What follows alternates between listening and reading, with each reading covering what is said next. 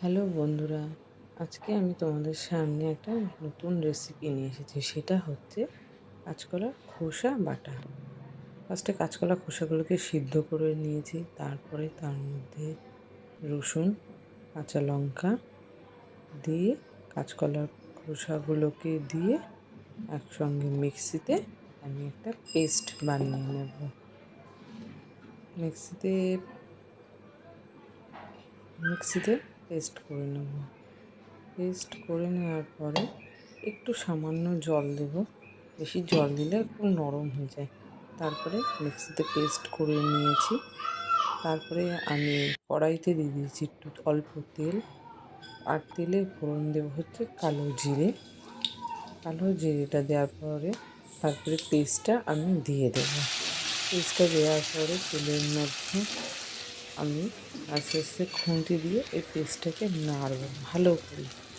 এতে কিন্তু আলাদা করে আর লঙ্কা কিন্তু দিতে হবে না। আর লঙ্কা কিন্তু যে যার স্বাদ মতন অনুযায়ী দেবেন। যে ঝাল খেতে বেশি ভালোবাসেন, রসুন খেতে বেশি ভালোবাসেন, সে তারটা নিজের মতন করে দেবেন।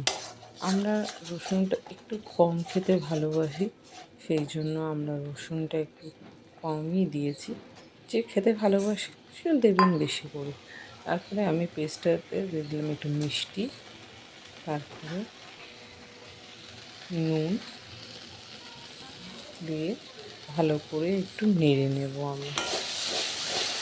ভালো করে পেস্টটাকে আর নুন আর মিষ্টিটা যে যে স্বাদ অনুযায়ী খাবেন। আমরা একটু মিষ্টিটা সব কিছুতে একটু দেওয়া হয় আমাদের রান্না, সেই জন্য একটু মিষ্টি দেওয়া হয়েছে।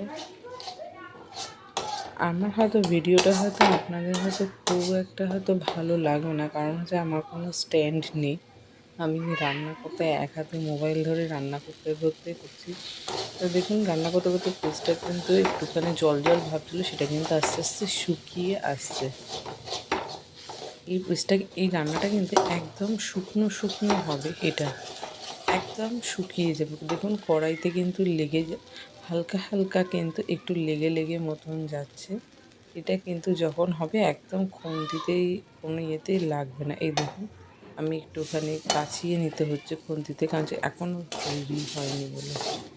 তারপরে যে ভালোভাবে এটাকে একদম শুকনো শুকনো করে নেড়ে নিতে হবে।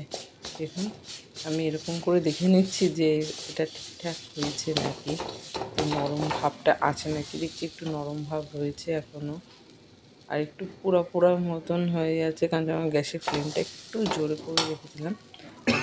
লো টু মিডিয়াম ফ্লেমে রাখবেন, তাহলেই হবে। তারপরে আস্তে আস্তে পেস্টটা দেখছি যে একটা মন্ড আকারে চলে আসছে। তার মানে বুঝতে পারছি যে হ্যাঁ, আমার পেস্টটা আস্তে আস্তে রেডি হয়ে যাচ্ছে। আমার কড়াই উল্টে গেছিলো, কারণ হচ্ছে আমার এক হাতে মোবাইল।